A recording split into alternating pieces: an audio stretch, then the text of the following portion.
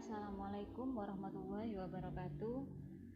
Untuk anak-anakku kelas 12 IPA 1 sampai 12 IPA 4, hari ini Bu Musi akan menjelaskan materi mengenai statistika, lebih tepatnya tentang distribusi binomial. Kemarin saya itu sudah nge-share PowerPoint mengenai distribusi binomial ya.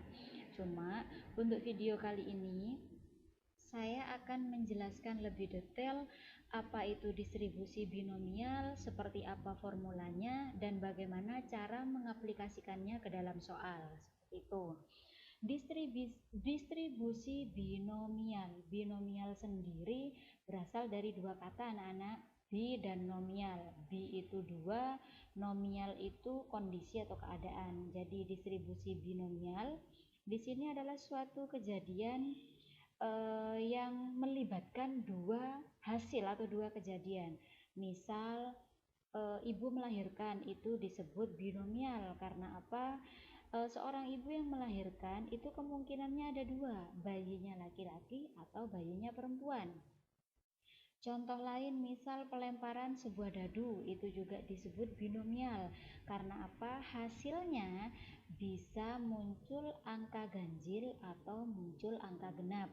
Atau mungkin dari kalian, karena kalian sudah remaja ya, kalian yang lagi nembak cewek atau cowok, itu juga disebut binomial. Karena apa? Hasil yang mungkin itu bisa saja kalian diterima atau ditolak, seperti itu. Nah, formulanya seperti apa?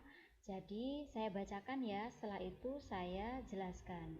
Jika suatu percobaan binomial diulang sampai dengan n kali, maka probabilitas di sini kemungkinan atau peluang diperoleh sukses sebanyak x ditentukan oleh fungsi probabilitas sebagai berikut. Peluang x dari n, peluang munculnya sukses dari n kali percobaan itu sama dengan kombinasi n diambil x. N itu banyaknya percobaan, x itu banyaknya kejadian sukses. P dikali P, P itu adalah peluang sukses dipangkatkan x dikali dengan Q, Q itu peluang gagal dipangkatkan N dikurangi X. Formulanya seperti ini. Nah, dari formula ini yang perlu saya tekankan adalah rumus kombinasi itu sendiri. Ini sudah pernah ya di kelas 11, cuma saya ulang kembali. Jadi rumusnya seperti ini. Kombinasi n diambil x itu rumusnya menjadi n faktorial per x faktorial dikali n dikurangi x faktorial. Yang perlu kalian perhatikan adalah untuk rumus faktorial sendiri, masih ingat ya, ketika kita punya n faktorial, maka n itu diuraikan atau dikalikan sampai ketemu 1. Contoh, saya punya 5 faktorial, maka penulisannya adalah 5 dikali 4 dikali 3 dikali 2 dikali 1. Jadi dikali sampai ketemu 1. Itu cara menghitung faktorial. Kita langsung ke latihan soal ya. Ketika ada latihan soal, bagaimana cara mengaplikasikan formula dari distribusi binomial? Saya bacakan.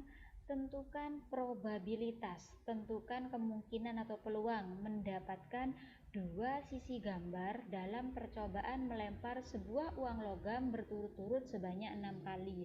Jadi kenapa melempar sebuah uang logam disebut binomial? Karena kejadiannya pasti ada dua.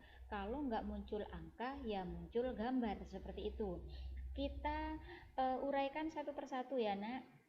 Tentukan probabilitas atau kemungkinan mendapatkan dua sisi gambar. Karena di sini yang ditanya gambar, maka kita anggap peluang suksesnya itu adalah munculnya gambar. Maka X-nya untuk munculnya sukses itu X-nya sama dengan 2 gitu ya.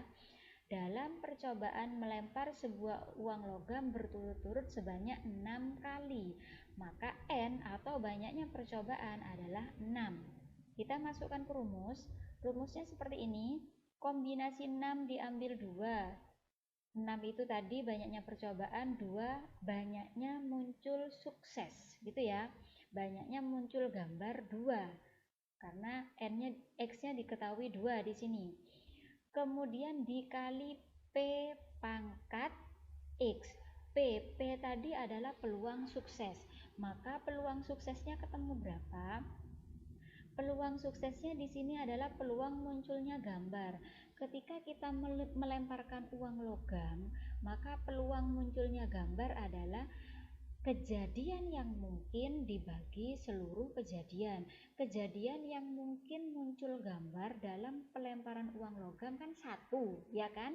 Gambarnya ada 1 per banyaknya kejadian, banyaknya itu ada angka dan gambar, berarti 1 per 2. Itu peluang munculnya gambar atau peluang sukses adalah 1 per 2. Pangkat X-nya tadi ketemu 2 dikali dengan Q adalah peluang gagal. Berarti peluang gagal apa? Lawannya dari gambar, yaitu peluang munculnya angka. Sama aja, yaitu 1 per 2. Banyaknya angka 1 per banyaknya kejadian ada 2. Atau menghitung Q atau peluang gagal itu bisa pakai rumus ini, 1 dikurangi P nya tadi 1 per 2, jadi 1 dikurangi 1 per 2, ketemunya juga 1 per 2, sama saja ya. Dipangkatkan N kurangi X, N-nya ketemu 6, X-nya ketemu 2. Selanjutnya nak, kita masuk ke ini, kita jabarkan ya, kombinasi N diambil 2, tadi rumusnya. Kombinasi 6 diambil 2, tadi rumusnya N faktorial per X faktorial dikali N kurangi X faktorial. N-nya 6, kita masukkan 6 faktorial per X-nya 2, kita masukkan 2 faktorial dikali N kurangi X. N-nya 6 kurangi X2, 6 kurangi 2, 4 gitu ya. Selanjutnya ini tetap 1 per 2 pangkat 2 dikali dengan 1 per 2 pangkat 4, dari 6 dikurangi 2. Selanjutnya mungkin di sini kalian bingung, kok bisa Bu 6 faktorial per 2 faktorial kali 4 faktorial ketemu 6 kali 5 per 2 kali 1. Saya jelaskan di sini nak. Oke, perhatikan ini. Tadi 6 faktorial dibagi 2 faktorial dikali 4 faktorial sama dengan, tadi sudah dijelaskan kalau faktorial itu diuraikan atau dikalikan sampai ketemu 1 ya, maka saya uraikan 6 kali 5 kali 4, harusnya dikali 3 kali 2 kali 1, tapi saya berhenti sampai 4 karena tidak sampai 1, saya berhentinya di 4, maka ini dikasih 4 faktorial. Bu, kenapa gak sampai 1? Saya ada tujuan sendiri. Nah, ini tujuannya ada di bawahnya. 2 faktorial itu adalah 2 dikali 1 ya. Dikali 4 faktorial, saya tetap menuliskan 4 faktorial. Nah, ini tujuannya, 4 faktorial di atas dengan 4 faktorial di bawah saya coret, sehingga hasilnya tinggal 6 kali 5 per 2 kali 1. Kita masuk ke materi tadi.